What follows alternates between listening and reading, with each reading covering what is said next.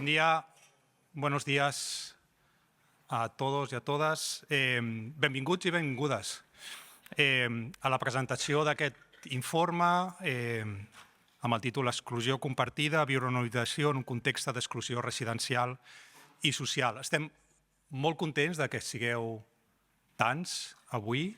Per nosaltres és molt important. Així que, d'entrada, gràcies a tothom per ser-hi aquí. Gràcies per llegir un cop acabem la sessió també l'informe amb atenció. Aquest matí, evidentment, parlem d'habitatge, que és un dels temes que causa més preocupació avui i un dels majors factors d'exclusió social al nostre país, com sabem. I parlarem d'un fenomen, el del subarrendament o relloguer, com es diu moltes vegades, com en parlem moltes vegades, que és un fenomen molt sovint invisibilitzat. I, lamentablement, com sabem, també en força creixement, donada la situació d'emergència habitacional en la que ens trobem, lamentablement, al nostre país avui en dia. L'agenda, seré molt breu, l'agenda ja la teniu, però l'agenda consistirà, jo diré 2 o 3 paraules, després passarem a la presentació de l'informe per part del Guillermo i la Raluca, que són 2 dels investigadors i 2 de les persones que saben més ara mateix sobre aquest fenomen a Catalunya.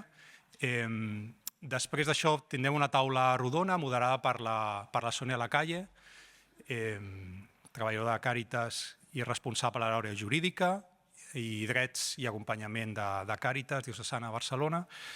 I aquesta taula estarà, com deia, moderada per la Sònia i amb la participació de 3 dones.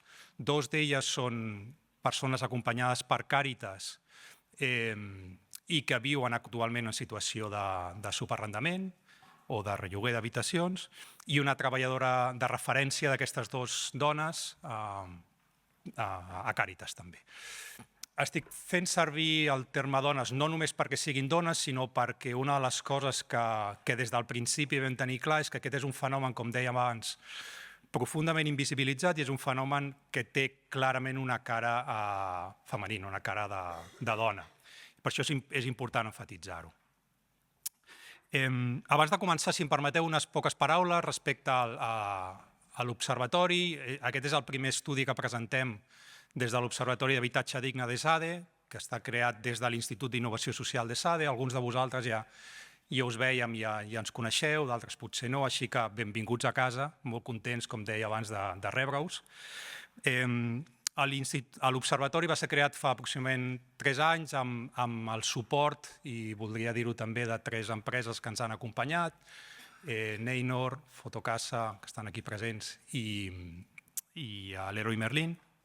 I vam crear de manera conjunta aquest observatori bàsicament per parlar de coses com les que parlarem avui. El nom de l'Observatori Habitatge Digne no és casual, com us podeu imaginar. Sabem que en el nostre país hi ha moltes situacions en les que els drets de les persones al voltant de l'habitatge estan vulnerats. Llavors, bàsicament, l'objectiu és parlar d'aquestes situacions, posar-les sobre la taula, visibilitzar-les i també, en molts casos, de manera conjunta, perquè entenem que és un problema profundament complex, veure com es poden articular possibles solucions respecte a aquest problema tan profund. I després, per últim, com deia, aquest és un treball conjunt i tot el que té a veure amb problemes com l'habitatge han de ser de manera necessària problemes treballs conjunts i col·laboratius. I per tant estem molt contents en aquest cas d'haver anat de la mà i tinc aquí molts companys i companyes de Càritas. Miro a la Sònia, miro a l'Eduard, miro al Salvador, miro a la Míriam, al Guillermo i d'altres. Així que moltíssimes gràcies per la confiança, per haver fet aquest camí que jo diria que comencem conjunt. Per nosaltres és molt important. De fet, aquest estudi sorgeix d'una conversació que vam tenir amb el Salvador i la Sònia fa 4 anys, potser, fa 4 anys, i perquè es feu una idea. O sigui, jo amb un altre company, amb el Guillermo Casasnovas, ens vam trobar al despatx del Salvador, quan era director de Càritas diocesana a Barcelona, i amb la Sònia, per parlar d'ocupació. Ens preocupava el tema de l'ocupació. I llavors, què feia Càritas al voltant de l'ocupació, quina era la seva... com tractava el problema, i en una, com un de passada, la Sònia Lacalle, que la veig aquí davant, va dir, bueno, nosaltres un dels fenòmens que comenceu a observar és el tema del relloguer, del subarrendament d'habitacions. No? I per què ho dic? Perquè en aquell moment i avui segueix sent un fenomen profundament i abastament invisibilitzat. Llavors, d'aquella conversa va sorgir, diria, tota la feina que hem anat fent durant aquest temps. No? Després la Míriam es va sumar i altres persones, així que moltes gràcies. No? Deia, és un fenomen invisibilitzat, clarament feminitzat, que mostra vulnerabilitats de drets, que mostra com amb la por, com amb les simetries de poder, de recursos, de coneixements, d'informació, doncs s'acaba, en molts casos, com escoltarem després de la veu de la Raluca i del Guillermo, s'acaben normalitzant i legitimant situacions que en el nostre país no s'haurien de normalitzar ni legitimar i lamentablement en falten, passa. Per això, com deia, estem molt contents de presentar avui aquest informe, no pel fet d'haver-ho de presentar, sinó per posar-ho sobre la taula. I m'agradaria acabar donant les gràcies de manera molt, molt especial a totes les dones que han obert, alguns homes també, molt especialment totes les dones que ens han obert ens ha donat accés a la seva vida per comprendre quina és la seva vida, quina és la seva situació, quina és la seva realitat, molt difícil, molt dura en molts casos. Sabeu, els que hem estat fent les entrevistes, molts de nosaltres sortíem profundament afectats de moltes de les entrevistes que hem fet, així que voldria, tot i que només ens sentirem a dos d'elles, però de la veu del Guillermo i la Raluca ens sentirem a d'altres i podreu llegir-les després en l'informe, agrair. Ens sembla que serà d'interès. Sé que si esteu aquí reunits és perquè us preocupa el tema, així que moltíssimes gràcies i sense més dono ara la paraula. M'estic deixant una persona, i disculpeu que la veig aquí davant, que és l'Assumpció, que també ha jugat com a voluntària un paper fonamental en aquest estudi, així que moltes gràcies. I per què l'Assumpció? A part que me l'havia deixat, és una voluntària que ha treballat també d'una manera voluntària, com segurament moltes de vosaltres i molts de vosaltres treballeu en altres entitats, així que no podia deixar-m'ho. Disculpa per no haver-ho fet abans. I ara, sense més, dono la paraula a la Raluca, que és investigadora i codirectora de l'Observatori d'Habitatge Digne de l'Institut d'Innovació Social, i el Guillermo Oteros, que és tècnic de Càritas Diocesana a Barcelona. Moltes gràcies, benvinguts, i espero que gaudiu d'aquesta presentació. Merci. Bon dia a tothom, moltíssimes gràcies per la vostra assistència i moltes gràcies, Ignasi, per la presentació. Benvinguts a l'informe Exclusió compartida, viure en una habitació en un context d'exclusió residencial i social. Els continguts de la presentació d'avui són els següents. En primer lloc, farem una breu introducció sobre la problemàtica que tractarem, seguit de l'objecte d'estudi, els objectius, la metodologia i el perfil de les persones que han participat. Després us presentarem els principals resultats de la investigació i, per últim, les conclusions i els reptes que se'ns plantegen. Bé. Les dificultats per accedir a un habitatge digne, per accedir i per mantenir-lo, afecten a una part creixent de la nostra societat. Si bé les pateixen amb més intensitat totes aquelles persones sense els recursos suficients i que es troben en situació d'exclusió social. L'augment constant dels preus de lloguer i de compra d'habitatges, el desajust entre l'oferta i la demanda de propietats, l'escassetat d'habitatge públic de lloguer i la insuficiència de polítiques públiques adreçades a garantir aquest accés i aquest manteniment d'un habitatge adequat provoquen un encariment generalitzat del cost de l'habitatge, que situa a les persones amb menys recursos en una situació d'extrema vulnerabilitat. Un conjunt de dinàmiques molt complexes i molt arrelades a la nostra estructura social i econòmica. D'altra banda, la precarietat laboral, caracteritzada principalment per feines informals, amb poques hores i amb una escassa remuneració, dificulta moltíssim que per moltes persones i moltes famílies puguin assolir el lloguer d'un pis complet. Per a aquestes persones, viure en una habitació no és una elecció lliure, sinó que esdevé l'única alternativa abans de viure al carrer. Aquest conjunt de dinàmiques tendeix a marginar a totes aquestes persones i aquestes famílies a mercats de l'habitatge informals i precaris. Com us detallarem més endavant, les condicions de convivència i d'habitabilitat solen ser molt deficients. I aquestes característiques poden tenir un impacte molt negatiu en la qualitat de vida d'aquestes persones, en el seu desenvolupament vital, en el seu desenvolupament personal i en el seu desenvolupament familiar, així com en el propi desenvolupament dels nens, les nenes i els adolescents que es troben vivint en aquest context. Bé, l'informe se centra en les vivències de persones acompanyades per diverses càritas amb seu a Catalunya. Persones que es troben vivint en una habitació en un context d'exclusió, ja sigui mitjançant l'arrendament o el sotsarrendament. Quan la persona que posa en lloguer l'habitació és la propietària de l'habitatge, parlem d'arrendament. Però quan la persona que posa en lloguer l'habitació és a la vegada l'arrendatària oficial de l'habitatge, parlem de sotsarrendament. El sotsarrendament no és il·legal, però requereix del compliment de determinats requisits. El primer, l'autorització prèvia del propietari de l'habitatge. I en segon i tercer lloc, el contracte de sotsarrendament hauria de tenir la mateixa durada i el mateix preu que el contracte d'arrendament.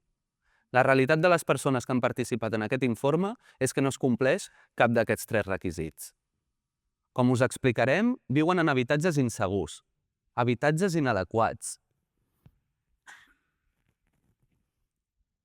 Viuen en uns contextos on el dia a dia se'ls hi complica molt, es fa molt difícil i es converteix en una lluita a diari. Una lluita per viure en un ambient menys hostil, per trobar una alternativa on poder viure amb més dignitat. Els objectius d'aquest estudi no són altres que mostrar aquesta problemàtica social, situar aquesta realitat en el debat públic i intentar aconseguir que s'implementin mesures que lluitin a favor del dret humà a l'habitatge. La raó i la motivació d'aquest estudi és la de sensibilitzar la societat, donar a conèixer aquest fenomen i intentar transformar la societat. Respecto a la metodología, se realiza en un primer momento un desarrollo de los elementos respecto al contexto del mercado de la vivienda en España, así mismo como el marco legal que regula el mismo. Después realizamos la investigación cualitativa, siguiendo con su posterior análisis, resultados y conclusiones y retos que son los que vamos a detallar a continuación.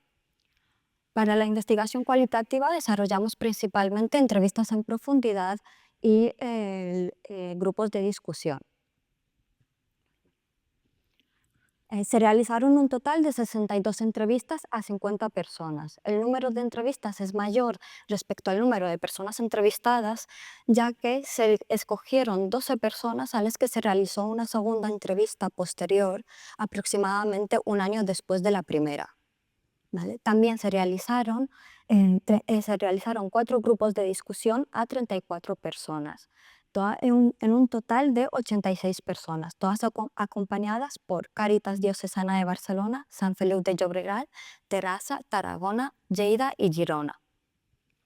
Como vemos, el mayor número de personas son mujeres, ¿no? Siendo este especialmente un colectivo vulnerable a esta situación, y especialmente mujeres inmigrantes.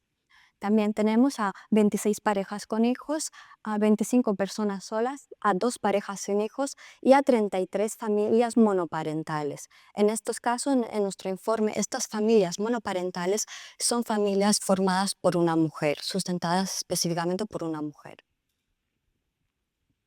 Bé, doncs ara començarem a explicar-vos els principals resultats de la investigació qualitativa, que responen a les idees força que hem extret de les entrevistes i dels grups de discussió. La primera conseqüència que comporta el fet de viure en una habitació en un context d'exclusió és la inseguretat jurídica i la inestabilitat. Per què parlem d'inseguretat jurídica? Doncs perquè aquestes persones no compten amb un contracte per escrit. Tot i que el contracte verbal és vàlid, en moltes ocasions es fa molt difícil de valer. Les persones manifesten que no tenen els mitjans de demostrar que estan arrendant o sotsarrendant l'habitació, no tenen la manera de demostrar que fan els pagaments dels lloguers, ja que ho fan en metàl·lic, no tenen comprovants, no tenen rebuts, etc. Aquesta situació provoca incertesa residencial, en el sentit que aquestes persones no compten amb la suficient seguretat de saber si seguiran residint en el mateix habitatge, en el curt, en el mitjà o en el llarg termini. Un context de precarietat que perpetua un cicle d'inestabilitat. El següent problema esdevé el procés d'empadronament. Per gaudir de determinats drets com l'educació, la sanitat o els serveis socials especialitzats, és obligatori que les persones estiguin empadronades al municipi on resideixen habitualment. L'obligació d'empadronar recau en els ajuntaments. Tot i això, la realitat amb la que es troben moltes d'aquestes persones és que el propietari de l'habitatge o el titular del lloguer que els està llogant l'habitació o els hi dificulta o directament els hi nega l'opció a fer-ho, ja que cal l'autorització del propietari de l'habitatge per formalitzar aquest empadronament. Hi ha altres alternatives, però ningú s'atreveix a fer-les, perquè tenen por de les conseqüències que la persona que lloga l'habitació pot fer. Sense anar més lluny, trobar-se les maletes al carrer. Aleshores, l'única opció que tenen aquestes persones, si això succeeix, és viure al carrer. En aquests casos, la inestabilitat és total. Viuen immerses en un estat d'angoixa, de por. No saben com serà el seu futur. Estan pendents d'un fil. Com veieu en pantalla, llegiré el segon literal. Una mare ens explicava: no nos hemos podido empadronar y el niño no ha empezado la escuela y no tiene tarjeta sanitaria.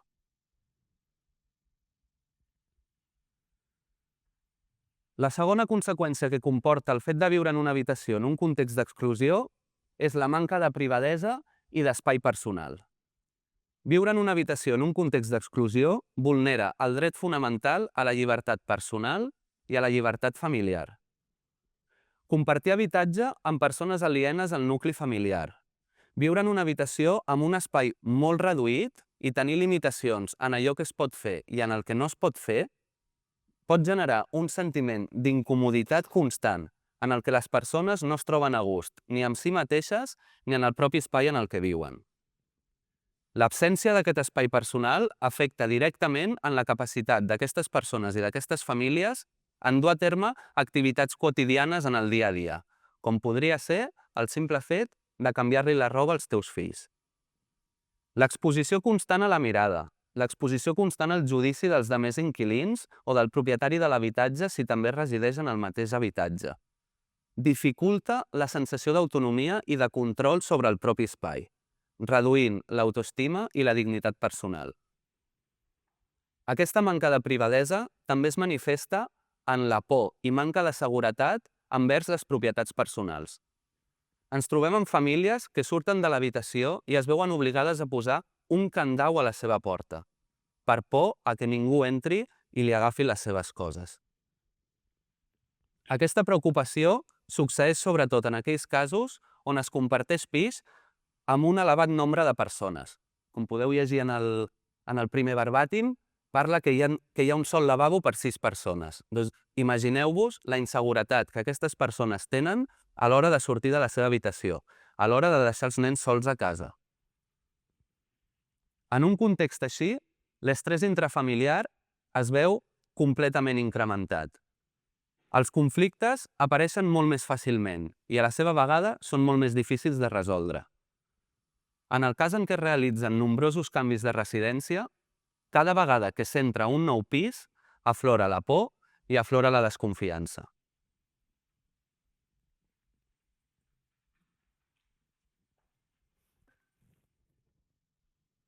Quan es tracta de viure amb persones alienes al nucli familiar, les dificultats inherents a la convivència es multipliquen. Una bona convivència requereix de determinades normes, de determinats horaris, per establir un entorn còmode, respectuós i sostenible. El que passa és que l'establiment d'aquestes normes i aquests horaris en moltes ocasions deriven relacions de poder que juguen clarament en contra de la persona que viu a l'habitació. A l'hora d'analitzar aquestes dinàmiques en l'ús dels espais compartits, veiem moltes diferències. Diferències que es basen en la relació de les pròpies persones que viuen a l'habitació envers la persona que se les lloga. En primer lloc, tenim el saló o la sala d'estar. Un element d'un habitatge que per nosaltres pot estar molt normalitzat. Sempre hem tingut una llibertat absoluta en utilitzar-lo. La gran majoria de les persones que hem entrevistat ens expliquen que viuen amb fortes restriccions en poder utilitzar-lo i fins i tot amb la prohibició. Gent que no pot ni menjar en el saló, que ho ha de fer a la cuina o a la seva habitació en un espai molt reduït, en ocasions de menys de 10 metres quadrats, fins a 4 o més persones. Imagineu-vos-ho. En segon lloc, tenim la cuina. La cuina pot representar un lloc d'apropament, un punt comú entre les diferents persones que viuen en aquell habitatge o tot el contrari. Un nucli de conflicte, de discrepàncies, de discussions, que encara incentiva més la mala convivència. De mateixa manera, tenim el lavabo. Aquí sí que no hi ha dubte. El lavabo és un clar nucli de conflicte per totes les persones que viuen en l'habitatge. Problemes derivats de la manca d'higiene, de no respectar els horaris, sobretot quan hi ha nens pel mig, on es fa pràcticament impossible que tu obliguis els teus fills en determinats horaris a dutxar-se, a fer les seves necessitats, etc. Aquests problemes en l'ús d'espai compartits van molt més enllà dels espais i afecten fins i tot a determinats equipaments de la casa, com podria ser el wifi o la rentadora. Ens va sorprendre molt perquè moltes persones ens explicaven els greus problemes que tenien a l'hora d'utilitzar la rentadora. Famílies de 4 persones o més que es veien obligades a utilitzar-la una sola vegada a la setmana. Posar a la vegada la teva roba amb la roba del teu nen a l'escola, jugant al pati, jugant a futbol, amb les sabates plenes de pols. I no només això, sinó restriccions en el propi temps que se'ls permetia programar aquesta rentadora. Ens explicava un home que posava la rentadora en un programa d'1 hora i la propietària s'aixecava d'amagatalls i li anava a baixar la programació de la rentadora. I el pobre va tardar mesos en adonar-se d'això i ens explicava que la roba li olorava a pipí. Aquestes persones acaben normalitzant aquestes limitacions, aquestes restriccions, i opten per buscar alternatives per superar-les. Alternatives que, tot i que siguin denigrants, es converteixen en pràctiques habituals en aquest tipus d'habitatge. En aquest sentit, llegiré el primer verbàtim que veieu en pantalla, que diu: decía que no nos podíamos ocupar tanto rato el baño, que el agua se gastaba y esas cosas. Esto del pipí, mi hijo lo hacía en una botella y teníamos que esperar. Ha sido duro. Jo crec que després de llegir això, s'obren paraules i il·lustra a la perfecció el tipus de convivència i el tipus de vida que aquestes persones estan condemnades a viure.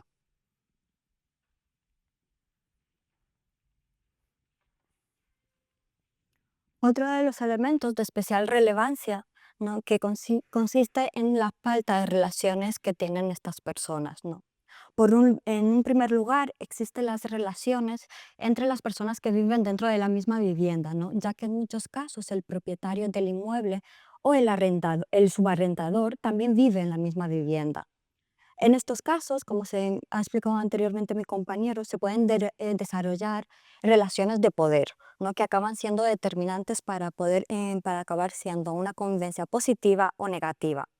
De igual manera que los horarios, las normas, las restricciones de las zonas comunes de la vivienda, las relaciones entre los inquilinos también son muy diversas, ¿no? En algunos casos, las personas que se encuentran en la misma vivienda es cordial, dándose una comunicación más o menos formal, ¿no? Cumpliendo con lo establecido y lo pactado previamente. ¿no? En un contexto así podríamos hablar de una comunicación fluida, ¿no? Una cierta socialización dentro de la vivienda, ¿no? Compartiendo en algunos casos hasta actividades como puede ser una comida. Sin embargo, en nuestras entrevistas, en nuestros testimonios, muchos casos relatan la frialdad de esa comunicación, ¿no? Que únicamente se da en aquellos momentos en los que se coinciden en el pasillo, en la cocina o en algún lugar de la zona común. Además, cuando la relación se valora negativamente, ¿no? En la mayoría de casos se debe principalmente a problemas y a discrepancias, ¿no? Que pueden haber dentro de la convivencia.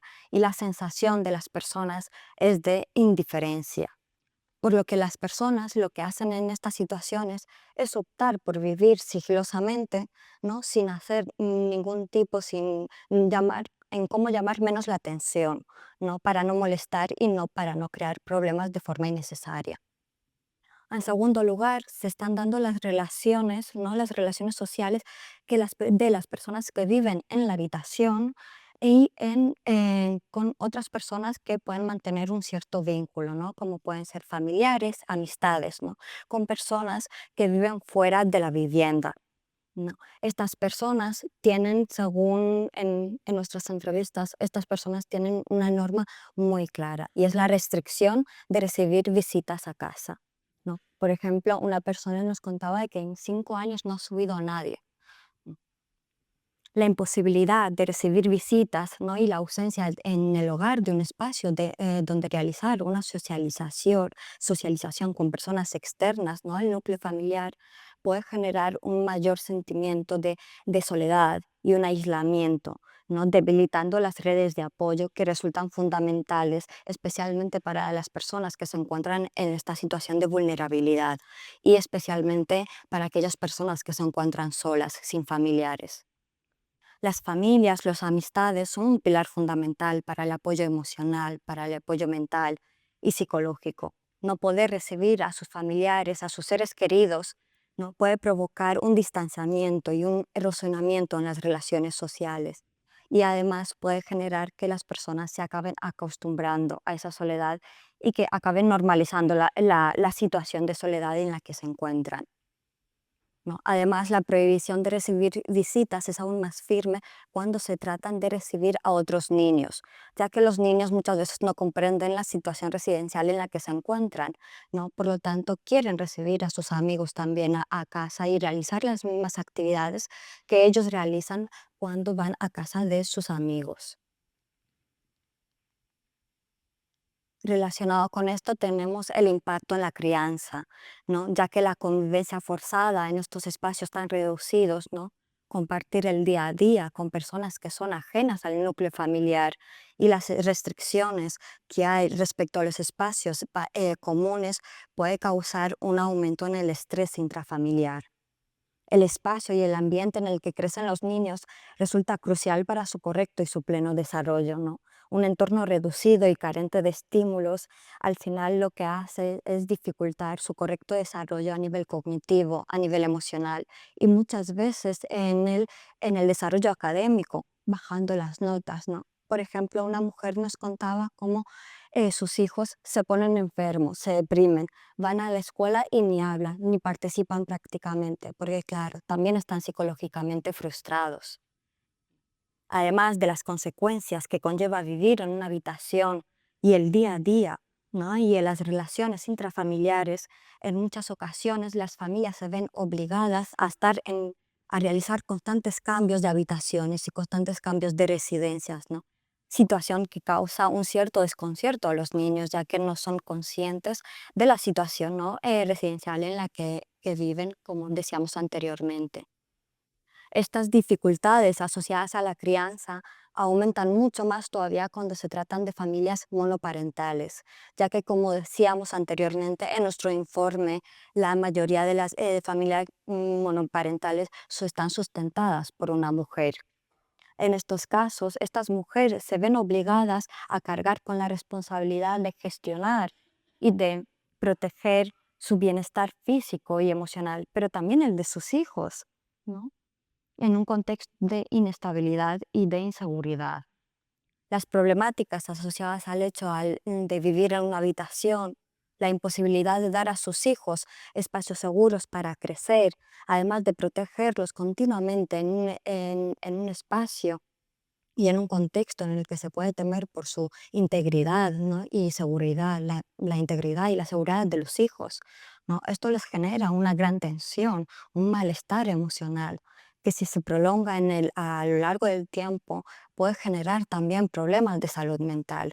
Y en nuestro caso nos hemos encontrado hasta con ideaciones autolíticas, llegando a necesitarse en en expertos en psicología y psiquiatría, que a su vez también dificulta los procesos de integración de los niños y de las familias.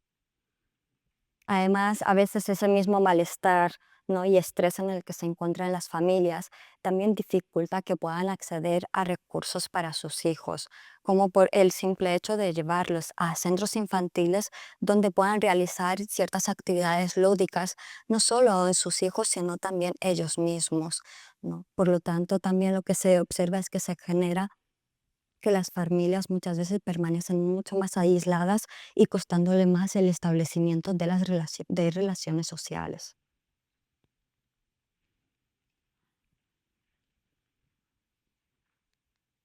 Uy. Y de una forma transversal, un poco a todos los impactos y factores que hemos visto anteriormente, están los impactos en la salud mental y emocional, ¿no? Ya que en muchas ocasiones las experiencias negativas, ¿no? que tienen estas personas en el día a día, los problemas derivados de la convivencia, las dificultades asociadas a la crianza o las mismas preocupaciones de si van a poder seguir en la misma habitación o si van a tener que buscarse otra, les provoca un malestar emocional, estrés, depresión, ansiedad, ¿vale? Las personas entrevistadas relatan la incertidumbre y el miedo asociados a compartir el espacio con personas desconocidas, con personas ajenas al núcleo familiar. Y ese miedo está provocado por la falta de confianza, ¿no? que continuamente hay en muchas ocasiones, provocando que las personas estén viviendo en una habitación y opten por pasar el mayor tiempo posible en la habitación y pasar sigilosamente sin que nadie se entere de que están ahí, para evitar cualquier tipo de conflicto. Otra frustración consiste en la incertidumbre residencial, ¿no? El desconocimiento sobre si en un futuro pueden seguir viviendo en esa habitación o si van a tener que buscar otra. Este factor se debe principalmente a las discrepancias, a las problemáticas que hay en la convivencia, asimismo como el miedo a que les puedan subir el alquiler de un día para otro y que no puedan afrontar esos costes, ¿no? Por lo tanto, las familias están en una constante búsqueda, ¿no? de alternativas por si se les echa. Todas estas preocupaciones y miedos generan un estado constante de alarma y una falta de seguridad. Situaciones que si se prolongan en el tiempo acaban convirtiéndose en situaciones insostenibles por las que ninguna persona debería pasar. Una persona nos contaba lo siguiente: estuve a punto de tirarme al metro, ya no aguantaba. Nunca en mi vida he tomado una iniciativa así. Fui al psicólogo del hospital porque me sentía que quería hablar con alguien. No había psicólogo. Necesitas que alguien te escuche. Como vemos, el hecho de vivir en una habitación y en las condiciones de vulnerabilidad extrema que tienen estas personas pueden llegar a tener hasta pensamientos o actos suicidas. Por lo tanto, el impacto que tiene en la salud mental y emocional es enorme. Y finalizando la parte de resultados, la verdad es que creo que esta frase, estas 4 palabras, lo dicen todo, sin más de lo que yo pueda decir, ¿no? Sin expectativas de cambio, ¿no? Ya que en primer lugar, la mayoría de las personas que viven en una habitación, ¿no? que son la mayoría, pero de las 12 personas que hemos entrevistado una segunda vez, solamente 2 personas han podido conseguir vivir solas, pero en el momento de la segunda entrevista solamente una podía seguir manteniendo esa vivienda y la otra ha tenido que volver a una habitación, ¿no? Estas personas que han podido acceder a una vivienda para ellas solas muestran la estabilidad que proporciona contar con un lugar propio, ¿no? y las mejoras que aportan en la calidad de vida que tienen, aumentando el sentimiento de bienestar y de tranquilidad. especialmente en el caso de las familias con hijos, ya que también los hijos se encuentran mucho más tranquilos. Sin embargo, un sentimiento compartido entre la mayoría de las personas entrevistadas es la aceptación forzosa de su situación, ¿no? Y la sensación de que una alternativa posible es improbable. En gran medida esto se debe principalmente a factores estructurales que no escapan a su control, ¿no? Como por ejemplo las dificultades de acceder a y mantener una vivienda, a un empleo de calidad, ¿no? O también a la situación de administrativa de regularidad que tienen. Estas personas manifiestan el deseo de acceder a una vivienda digna, a una vivienda adecuada y poder desarrollar sus proyectos de vida en un hogar, un espacio seguro, sano y agradable.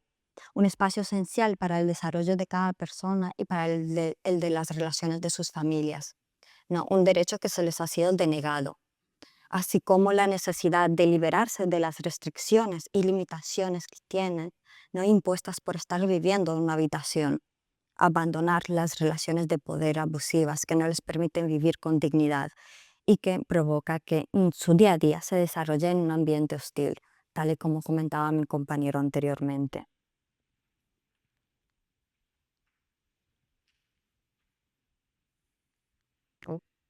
Y llegando a las conclusiones, queremos destacar principalmente la primera conclusión, lo que dice muchísimo, ¿no? El hecho de vivir en una habitación se cronifica en lugar de ser una solución transitoria. Hace unos años se podía pensar que el hecho de vivir en una habitación es una solución transitoria para muchas personas. Sin embargo, hoy en día cada vez se cronifica cada vez más, ¿no? Debido a factores estructurales del mercado de la vivienda que dificultan ese acceso y ese mantenimiento a una vivienda digna.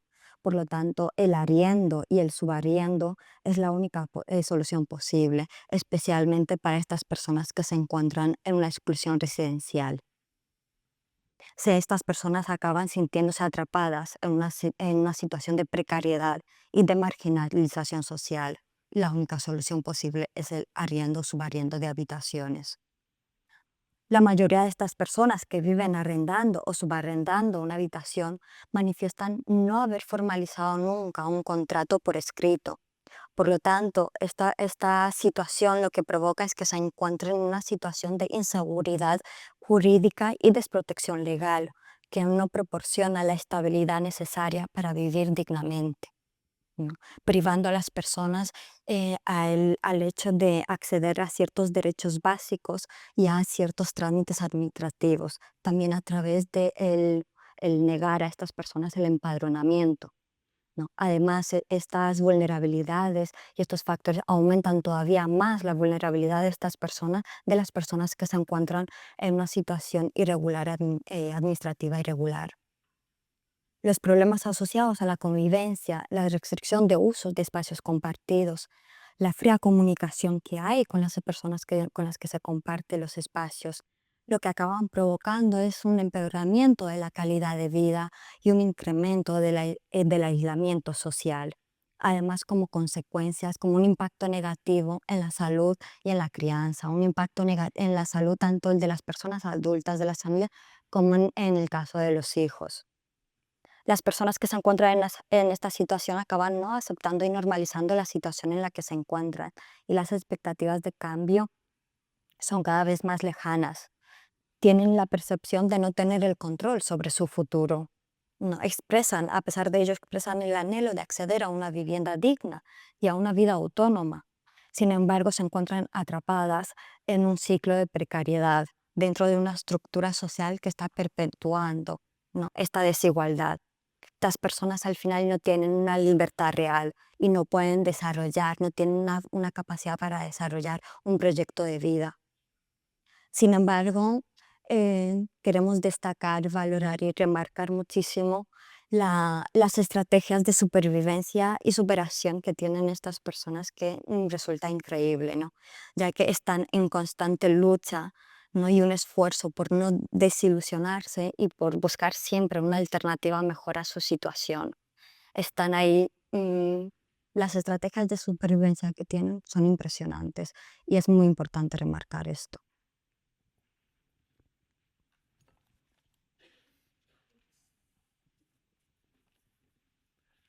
Bé, doncs davant d'aquesta situació, en primer lloc se'ns plantegen uns reptes molt importants que guarden relació amb aquestes deficiències estructurals del mercat de l'habitatge que hem estat comentant. Necessitem recuperar la funció social de l'habitatge, entendre'l com un dret i no com un bé especulatiu, i per tant, establir les mesures necessàries perquè no es vulneri. En aquest sentit, resulta essencial promoure l'augment del parc de lloguer social a partir de les diferents possibilitats que es donen en l'actualitat. També per ampliar el parc d'habitatge assequible i atesa la situació actual del desajust entre una oferta escassa i una demanda cada vegada més creixent, és necessari incentivar els propietaris a que ofereixin un lloguer a un preu inferior al que estipula el mercat i potser incentivar-ho a través de desgravacions fiscals i garanties de cobrament. A més, necessitem augmentar la despesa sobre el PIB fins a la mitjana europea, que actualment ens trobem considerablement per sota. Més enllà d'aquests reptes encaminats o adreçats a solucionar aquests problemes estructurals, tenim tota una altra sèrie de reptes. Una sèrie de reptes que s'haurien d'assolir en la immediatesa si el que volem és donar resposta a les necessitats i a les problemàtiques de les persones que han participat en aquest estudi. És a dir, persones en situació d'exclusió social i persones en situació d'irregularitat administrativa. S'han de prioritzar tota mena de mesures per agilitzar i facilitar el trànsit cap a la regularitat administrativa. Garantir l'accés a ingressos mínims i a l'habitatge social d'emergència. I compatibilitzar l'accés al parc públic de lloguer a totes les persones amb insuficiència d'ingressos, independentment de la seva situació administrativa. Per últim, i no menys important, facilitar espais on les persones se sentin partícips, on puguin socialitzar, on puguin conèixer altres persones, compartir les seves experiències, conèixer d'altres, on puguin teixir xarxes de suport comunitari. És superimportant que aquestes persones es puguin arrelar al seu barri, a la comunitat de la que formen part, a la localitat concreta en la que viuen. És importantíssim per intentar donar suport emocional a aquestes persones i a les seves famílies. Com ens deia un dels verbàtims que ha llegit la Raluca abans, la gent necessita que se l'escolti, la gent necessita ser acompanyada, necessita compartir les seves vivències, no trobar-se aïllades, més aïllades del que ja es troben.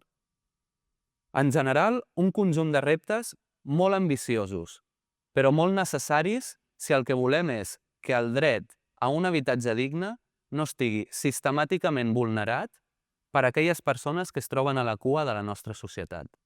Un conjunt de reptes que requereixen un esforç conjunt per tots els agents implicats, des de les administracions públiques, al sector privat, a les entitats socials o a la ciutadania en general. Entre tots, podem aconseguir que es garanteixi el dret humà a l'habitatge i aconseguir que tothom pugui viure dignament. Moltes gràcies i gràcies per la vostra atenció.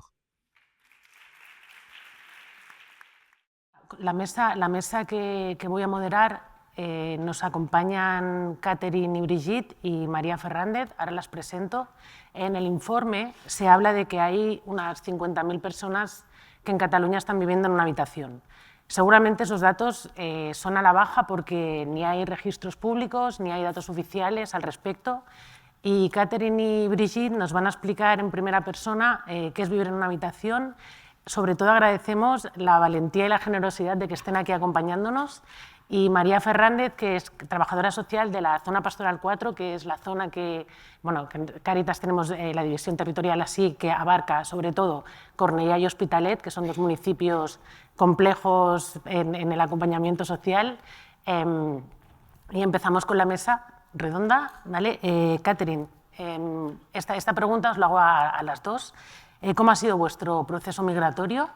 Nos explicáis un poco, os presentáis y nos decís cómo ha sido todo el proceso.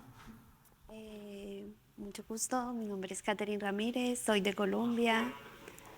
¿Sí? Mi nombre es Catherine Ramírez, soy de Colombia, llevo 3 años en Barcelona. Bueno, como todo, al migrar pues se es para buscando una mejor calidad de vida para mis hijos, para mí. Y en el momento pues he pasado por 3 habitaciones. Más. Tengo un bebé de 2 años, pues no ha sido fácil. Perfecto, gracias. Ahora sí, ¿no? Brigitte, tú te puedes presentar y nos explicas un poco tu proceso, cómo has venido tú estás viviendo en Cornellá, ¿no? Actualmente. Nos explicas cómo has venido, tu familia, un poquito te presentas. Bueno, buenos días. Mi nombre es Brigitte Rojas. Soy de Colombia. Bueno, yo llegué, primero llegó mi esposo, alquilaron una habitación a él. Él vio una estadía bien, me dijo, bueno, ya te puedes venir con los niños, ya que aquí estoy bien. Eso fue lo que él pensó porque le habían dado la seguridad de que iba a estar refugiado en un sitio donde iba a estar bien, donde iba a estar todo bien. Entonces, yo a los 5 meses llegué junto con mis 2 hijos.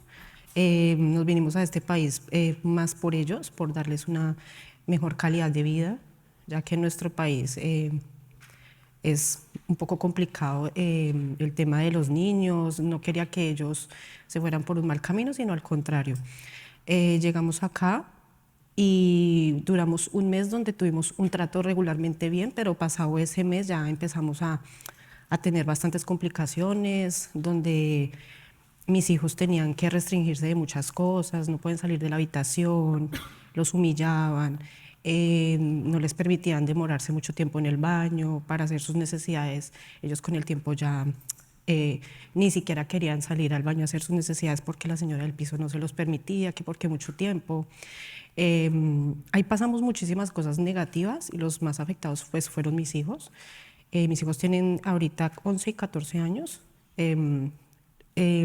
Por esa habitación donde mis hijos dormían cada uno en una cama y yo dormía con mi esposo en el piso, ahí duramos más o menos un año. Ahí nos cobraban 600 euros y luego de ahí nos subieron más. La señora nos dijo que necesitaba subirnos un poco. Nosotros no accedimos porque no teníamos la manera y ella nos sacó. Ahí pasamos a otra habitación. Mentiras, otra habitación no. La señora nos sacó a la calle con bolsas, niños, todos quedamos en la calle. Una chica de la comunidad del barrio nos vio en la situación, nos acogió, pasamos a una segunda vivienda que ella nos recibió en una sala, dormíamos en una sala, en un sofá cama. Ahí vivimos 2 meses, donde también nos explotaban de alguna manera porque nos exigían 400 euros por dormir en esa silla, en esa sala. Con nuestras bolsas, bueno, pasamos ahí también momentos un poco difíciles. Ahí duramos 2 meses y luego otra señora, al ver la situación en la que nosotros estábamos ahí, nos acogió y ahora estamos en una habitación donde llevamos 4 meses más o menos, pero también la verdad ya se nos está empezando a complicar la situación porque le hacen pasar a uno muy malos momentos. Recibimos humillaciones, mucha falta de respeto, a los niños no les importa tratarlos mal, hacerlos sentir mal. He tenido que restringirles muchas cosas a mis hijos de no salgan, no hagan ruido, no griten, no hablen porque todo le molesta a la señora. Entonces la hemos pasado, sí, la verdad. Ha sido un proceso muy difícil desde que estamos acá en cuanto a la vivienda. Bueno, gracias, Brigitte. María, vivir en una habitación no deja de ser una vulneración del derecho a la vivienda, pero además vivir en una habitación supone la vulneración de muchos otros derechos, ¿no? Que sobre todo estáis acompañando a denunciar y acompañar a las personas. ¿Nos puedes explicar un poco qué otros derechos también se vulneran? Sí, mira, cuando la mayoría de personas viven en habitaciones realquiladas, no disponen de contrato de esta habitación, no disponen tampoco de recibo. cuando pagan, ¿no?, las mensualidades, y tienen mucha dificultad a la hora de empadronarse en estos domicilios. Eso supone que muchas veces tienen dificultad para escolarizar a sus hijos e hijas, a ser atendidos por los servicios de salud, a ser atendidos por servicios sociales y también a demostrar el tiempo de residencia aquí si en el futuro, ¿no?, quieren hacer algún tipo de arraigo. El hecho de no tener contrato y que algunas veces hasta no pueden ver el contrato de alquiler que se supone que tiene la persona que les está realquilando la habitación, nos hemos encontrado que están pagando a veces a personas que están ocupando una vivienda y están quedándose ese dinero. También les exigen el tema de suministros, pagar suministros, y tampoco pueden ver muchas veces las facturas, ¿no? A veces también nos explican, ¿no?, que no disponen de llaves en el domicilio, y eso supone tener que depender, ¿no?, de alguien que esté dentro para salir y entrar, no poder hacer, ¿no?, tu vida cotidiana. Cuando hay menores, ¿no?, como Brigitte explicaba, hay mucha dificultad, muchas veces no quieren realquilar a personas con menores porque les molestan, o porque a veces nos explican que les han dicho, ¿no?, si no nos podremos sacar nunca de aquí con menores dentro. Y bueno, serían muchos de los... Sí. Creo que ya lo habéis adelantado un poco, ¿no?, pero al final las personas que estáis viviendo en habitaciones, siempre hay como mucha rotación, ¿no?, cambiáis varias veces de habitación. Esa estabilidad que a lo mejor una vivienda o un contrato nos daría en estas situaciones. Sí, ya lo habéis explicado, que hay mucha rotación. Y para acceder, para encontrar las habitaciones, ¿qué dificultades os encontráis? ¿O cuáles, por qué vías encontráis una habitación en la que vivir? Para adquirir para adquirir un piso, los requisitos son nóminas, contratos, aparte una fianza súper alta. Optamos por una habitación, pero al haber un menor también es muy complicado porque no quieren que llore, no quiere que solamente se limite a estar en la habitación, y pues es muy complicado decirle a un bebé que no llore ni que no salga. Nos ha costado mucho, aparte piden una fianza. Cuando tuve mi bebé me pidieron una fianza para poder brindarle la habitación, porque el embarazo lo pasé en un sofá, pagaba en una sala, pagaba por estar allí en la sala, en el sofá. Ya después con el bebé, pues él tuvo complicaciones al nacer y eso, necesitaba una habitación, y pues la pudimos adquirir, pero pagando una fianza.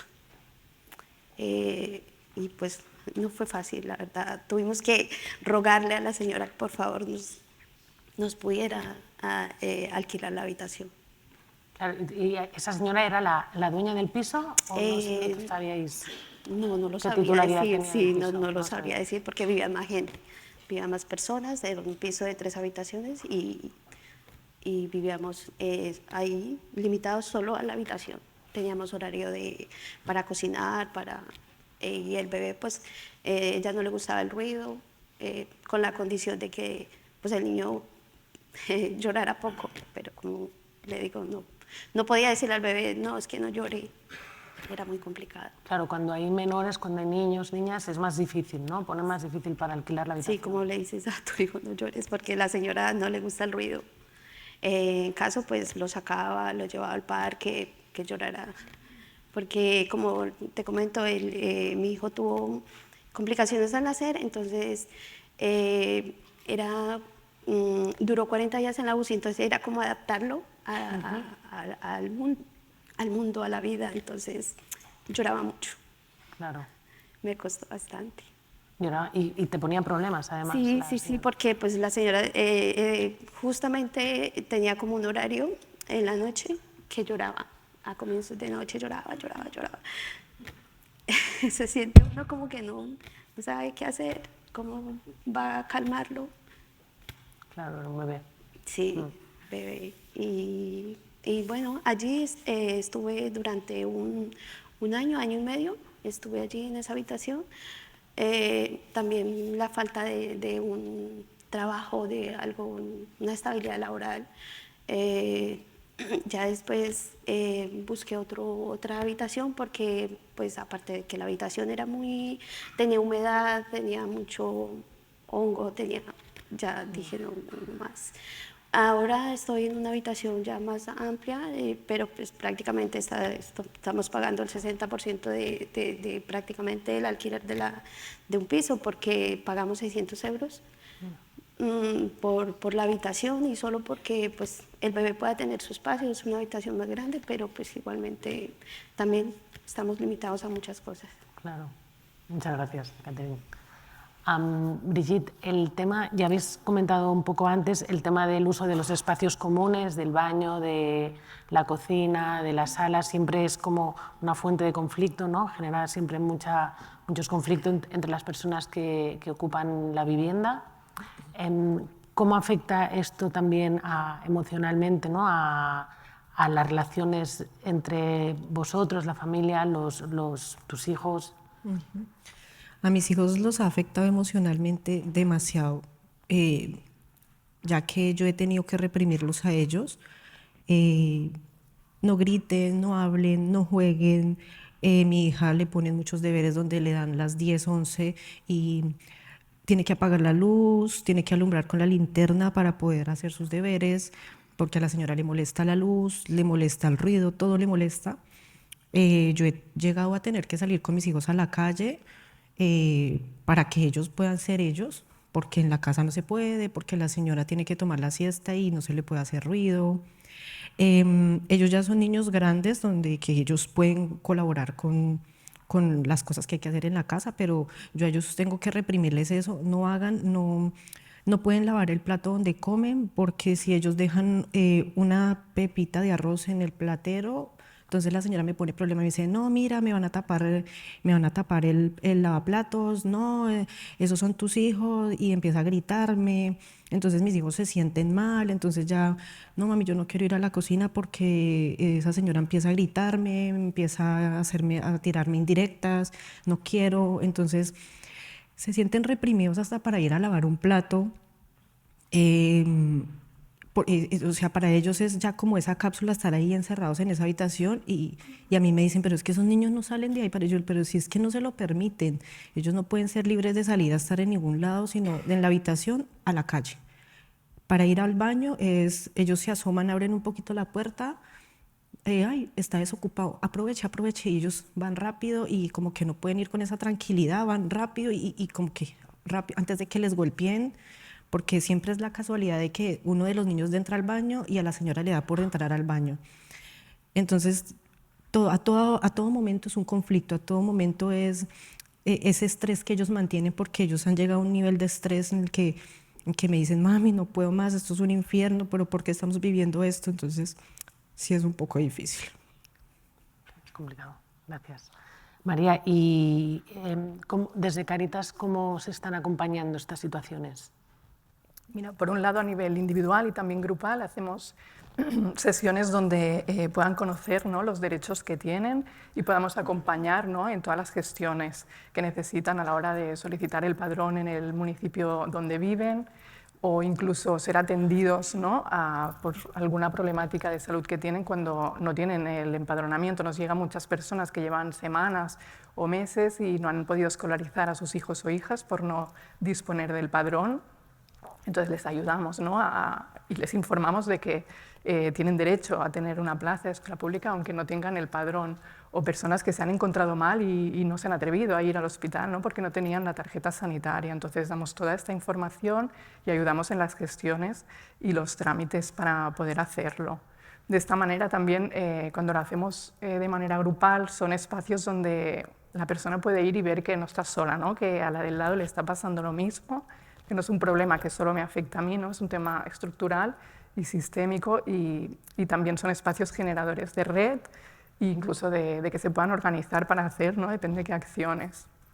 Luego, en relación a todo el tema de restricción de usos que decíamos que tienen en las habitaciones, tenemos proyectos comunitarios como el Espacio Polivalente, que son proyectos que están muy arraigados a la comunidad, abiertos al barrio, personas que orientamos desde Cáritas a acercarse, pero personas también, ¿no?, de toda la vida que se acercan allí. En estos espacios pueden disponer pues de un lugar donde estar, que a lo mejor en el domicilio donde están no lo tienen, ¿no? De estar con sus hijos e hijas, que puedan hacer los deberes, que puedan jugar, que puedan estar tranquilos, ¿no? Cuando son más bebés, en un espacio, desarrollarse, moverse, sin limitaciones, poder hacer duchas, poder hacer lavadoras, incluso cocinar, ¿no? Y poderse llevar la comida cocinada para tener que solo calentarla. En estos espacios también son generadores de red también, espacios donde pueden ir a pensar juntos, organizar, incluso liderar acciones y actividades de relación donde poder estar y compartir. Gracias. Creo que sí que habéis hecho uso, ¿no?, de los espacios que hablaba María, de los espacios polivalentes. Sí, yo asisto de cuando estaba embarazada y ya después aún sigo en tardes en familia, utilizamos la lavadora, también las duchas, porque como le comento, con el niño tenía que hacerle terapias, entonces la ducha también me facilitaban para hacerle las terapias al bebé. La anterior relatora de vivienda de Naciones Unidas decía que la vivienda es el negocio legal que más dinero mueve en el mundo. Yo no sé si en vuestros países de origen el tema de la vivienda era tan complejo como el que os habéis encontrado aquí. O sea, si antes de venir sabíais o pensabais que la situación para acceder a una vivienda iba a ser con la que os habéis encontrado. No, vienes con una mentalidad de que, bueno, me consigo una habitación o un piso y ya, o sea, no, porque allí no es tan complicado. Tienes el dinero, entras y ya pagas mes a mes. Pero claro, vienes con esa mentalidad y es totalmente diferente. Claro, esto que fue... Y bueno, más cuando hay niños que no pueden vivir como su niñez, totalmente, o sea, solo límites, que no puedes jugar con la maraca, que no puedes tener nada, porque claro, el ruido. Claro, el ruido es algo... sale mucho en el informe, ¿no?, que el tema del ruido que molesta, que al final acaban los niños no pudiendo desarrollarse normalmente, ¿no?, porque un niño hace ruido. Y en este caso es cuando pues me ha servido mucho ir allí al espacio, al polivalente, porque pues allí mi hijo pues es donde le ha servido mucho, porque de tanto limitarlo, le tiene miedo al espacio grande, o sea, a un espacio le tiene miedo, él quiere estar solo en la habitación, ve la habitación abierta, la puerta, y él quiere cerrarla. Claro. Sí, él le ha afectado porque no le gusta interactuar con más gente, ¿no? Claro. ¿Y vosotros sabíais de esta dificultad respecto al acceso a la vivienda? No, tampoco. Tampoco. En mi país no es tan complicado, entonces, bueno, no se me pasó por la cabeza que fuera a este nivel. Y bueno, que mi esposo haya venido unos meses antes, pero claro, como él vino solo, entonces solo pues fue un poco más fácil, pero ya para él hablar con la señora y tocarle el tema de que es que va a llegar mi esposa y mis 2 hijos, él se tuvo que tardar su tiempo para suplicarle que por favor, que eran niños grandes, que no molestaban, que eran niños juiciosos, porque ella decía, no, a mí no me vas a traer aquí, bueno, le ponía que iban a ser molestos para ella, entonces él le dijo que no, que mire, que ellos ya estaban grandes, que ellos eran juiciosos, que ellos no molestaban para nada, y tuvo que suplicarle, si le puedo decir, por más de un mes, y ella se daba de cuenta de que él hacía lo posible por salir a buscar a ver dónde nos recibían, pero ella se daba de cuenta que era imposible, lo veía ya tipo ya de depresión, de desespero, y a la final ella dijo, bueno, está bien, tráigalos, pero, y nosotros, o sea, es que no se nos pasaba por la cabeza, yo también dije lo mismo, yo dije, yo vengo mentalizada a trabajar y a salir adelante, y yo no, pero no se me pasó por la cabeza que el nivel o sea, para uno conseguir dónde vivir, no pensé que fuera a ser así complicado. ¿Y a futuro cómo os veis? Bueno, no sé,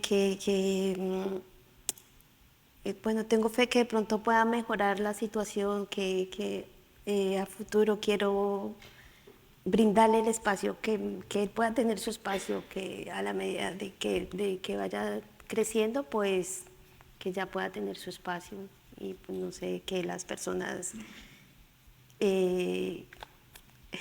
bueno, a quien corresponda, ¿sí? Como algo que nos dé la oportunidad de adquirir una vivienda digna. Claro. Muy bien. En mi caso, la verdad no sé porque yo llevo aquí 2 años en los que ni siquiera tengo un día de padrón, entonces la verdad no veo qué sea de mí en un futuro, o sea, la verdad no lo sé. No Pero es sé. un tema que estás luchando, el tema del Sí. padrón.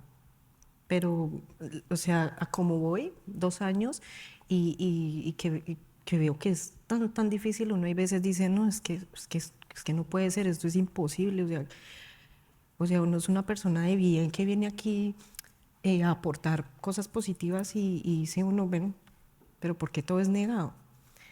Entonces, no sé, sí tengo la fe de que de pronto se mejore, pero pues bueno.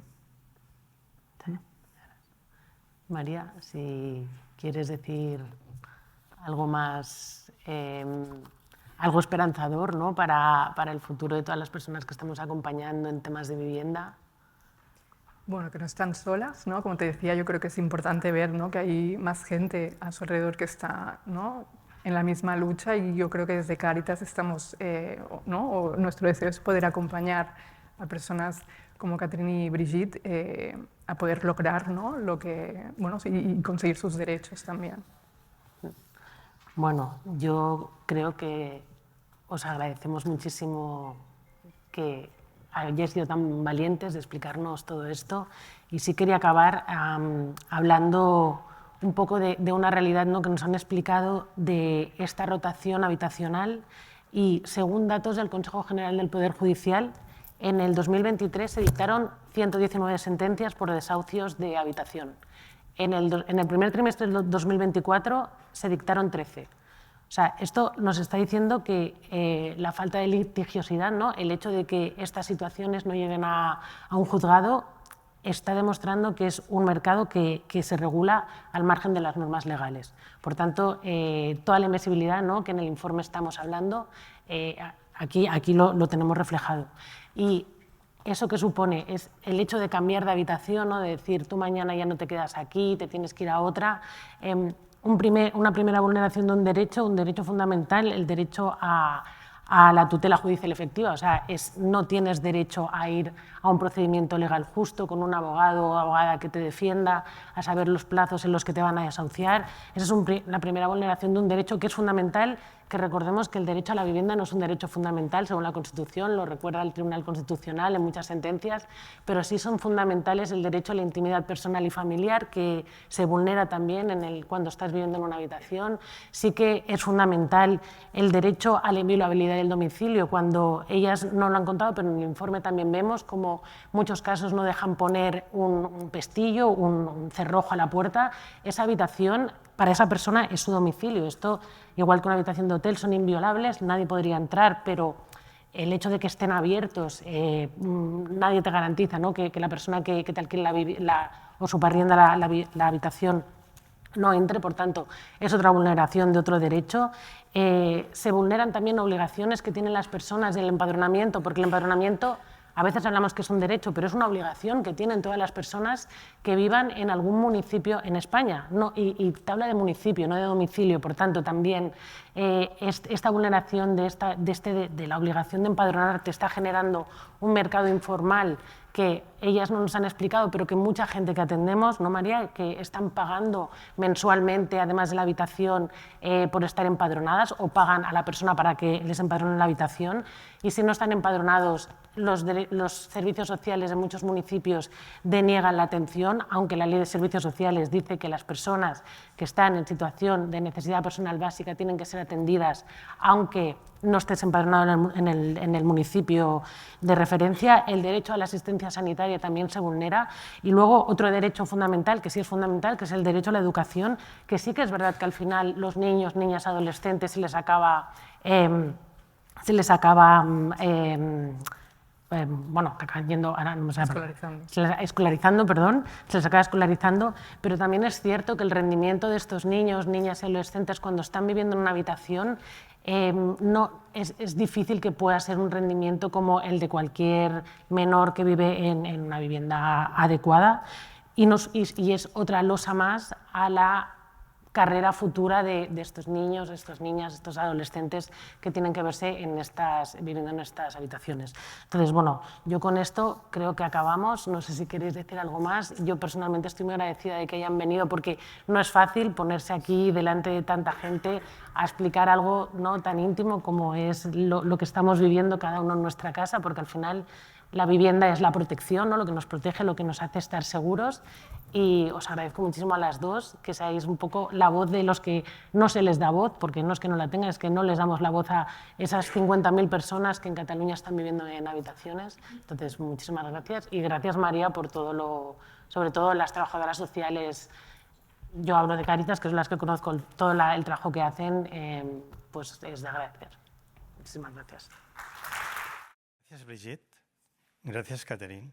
Muchísimas gracias porque habéis hecho algo que aquí nadie lo está haciendo, que es ponerse aquí y hablar de sus vidas, ¿vale? Lo digo porque gracias.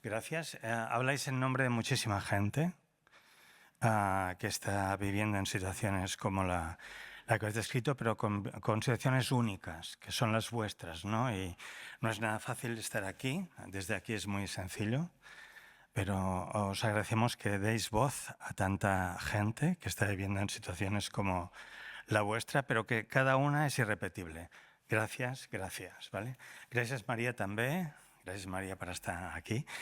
Mira, em toca la part d'agraïments, però faré una cosa potser una mica incòmoda, però crec que és important poder-ho fer. Podeu sentaros si queréis, lo digo, si queréis sentaros. Vale.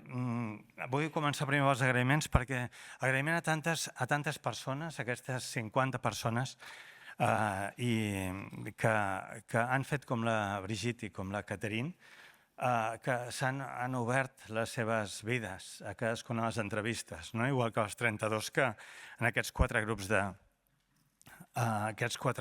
han col·laborat en l'estudi, que han fet el mateix que han fet també la Catherine i la Brigitte, de poder obrir les seves vides. Gràcies a tots els companys i companyes que heu facilitat les entrevistes.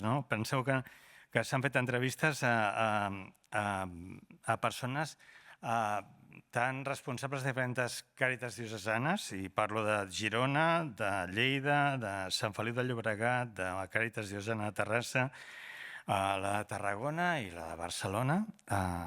Tant persones participants com companys i companyes de les diferents càritas, i gràcies a l'equip de SADE, a l'Ignasi i a la Raluca també, perquè és per nosaltres la primera experiència de treballar conjuntament, en poder fer un estudi compartit, que sempre anant junts anem més lluny.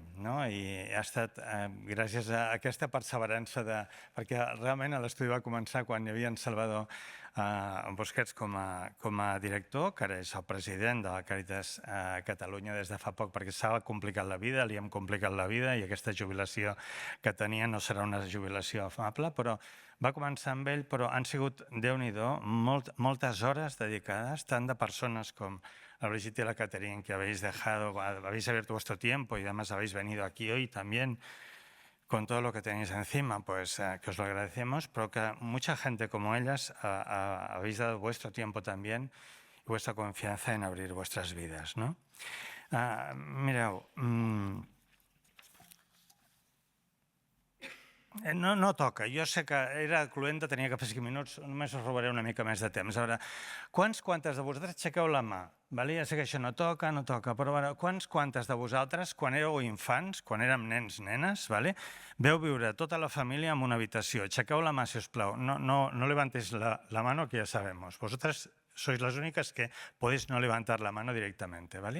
Quantes de vosaltres, torno a fer la pregunta i mireu la sala, si us plau. Quantes de vosaltres, quants de nosaltres, quan érem petits, vam viure amb la família en una habitació d'una forma, amb un temps mitjanament prolongat? Aixequeu la mà, si us plau, i mireu-vos. Podeu mentir, Ningú. Ningú. Val? Quantes de vosaltres, sent adults, ja no parlo de quan éreu petits, quantes de vosaltres, sent adults, no dic perquè vau fer un màster a Londres i vau estar vivint en un pis compartit d'estudiants, no dic això.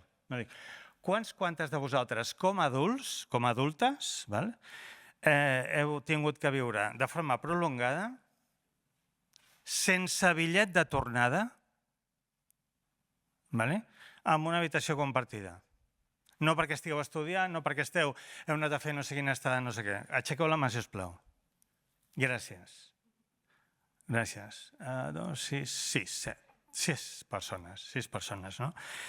Estem a la galàxia Andròmeda, de la realitat de moltíssima gent que atenem, que acompanyem des de Càritas Diocesana i des de moltes altres entitats germanes que tenen situacions semblants. I són persones que estan vivint amb nosaltres, que ens atenen, ho diem moltes vegades, perquè a vegades ens escapa, que quan hem anat al metro ens les hem creuat. La Catherine i la Brigitte no tenen un lletrero dient han sortit aquí molt valentes i s'han posat un lletrero, que és molt fàcil llavors posar el lletrero quan donen la cara.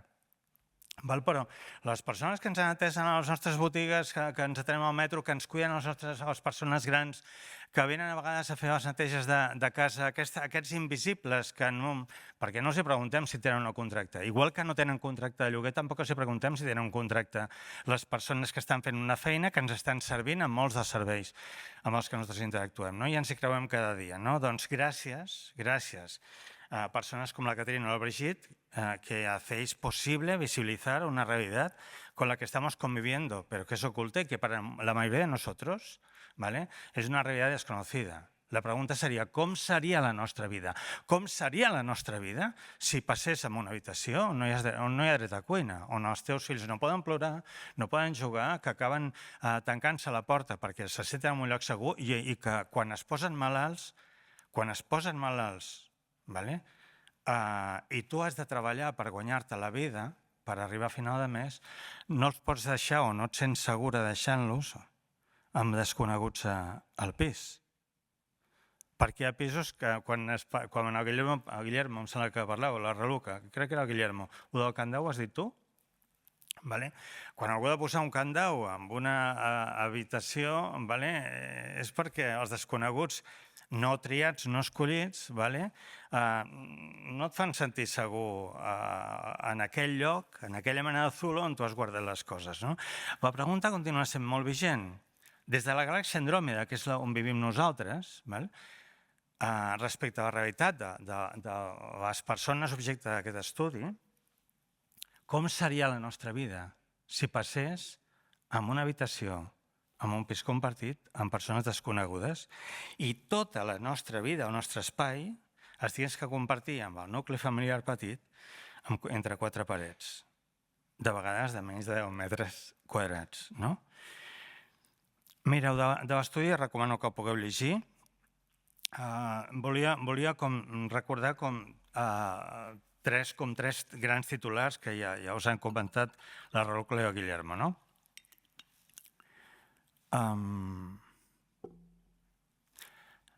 Parlem de barraquisme vertical.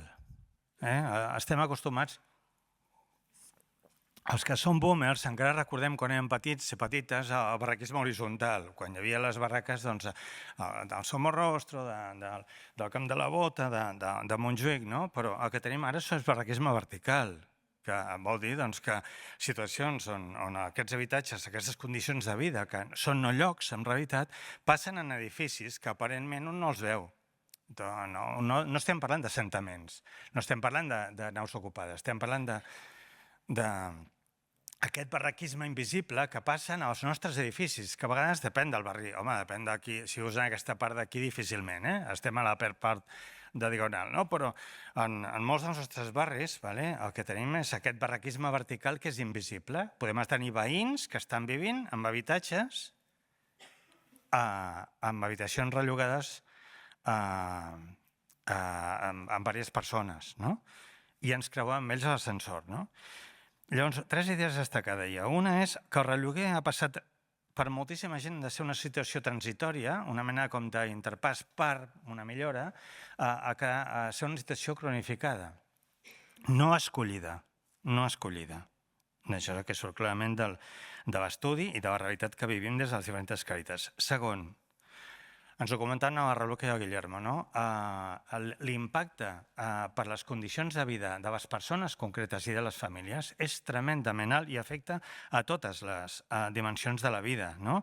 D'inseguretat, desprotecció, no accés a drets, i impacta clarament i de retruc i de forma molt important amb els infants i adolescents d'aquestes famílies.